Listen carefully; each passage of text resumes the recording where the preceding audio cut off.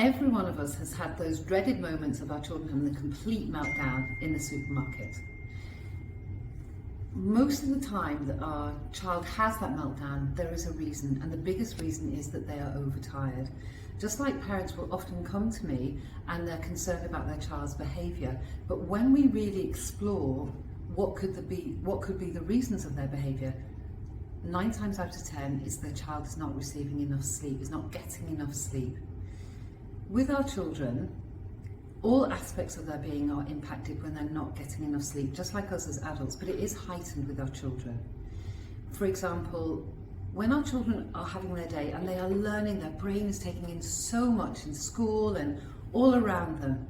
So everything that they learn throughout the day is being stored here in their prefrontal cortex in their short-term memory.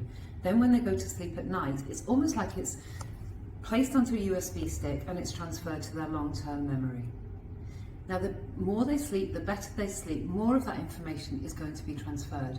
The human growth hormone is also released during the night.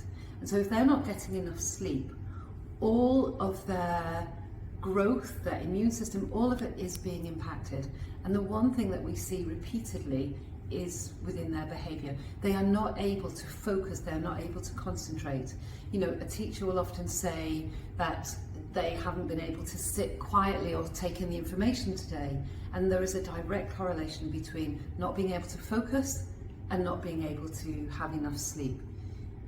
When they're in the playground and they're squabbling with friends, their reaction is being impacted, and very often it's because they're not getting enough sleep.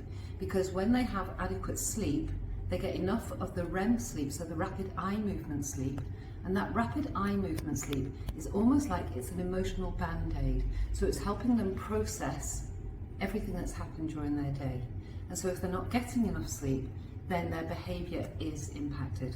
There's a number of studies which are showing us that the symptoms from ADHD is quite similar, very similar to being overtired. So poor self-regulation. Now, we talk about self-regulation, but we need to be mindful that co-regulation is much kinder with our children, because as young children, they can't self-regulate. They need us to help co-regulate. Loving our children is easy, and parenting is the hardest part. It's the hardest role that we will encounter. As parents, we have to accept the responsibility that it's within us to make sure that our children have the best opportunity to be the best that they can be. And one of those responsibilities is linked around sleep. We have to make sure that we provide the optimum environment for our children to sleep. And accepting and understanding that we have the wisdom and the knowledge that our children don't have. Our children will often say they don't want this and they don't want that. Our children will always know what they want, but they will not know what they need. And therefore we have to be the parents who help our children, but from a cooperative, from a collaborative perspective.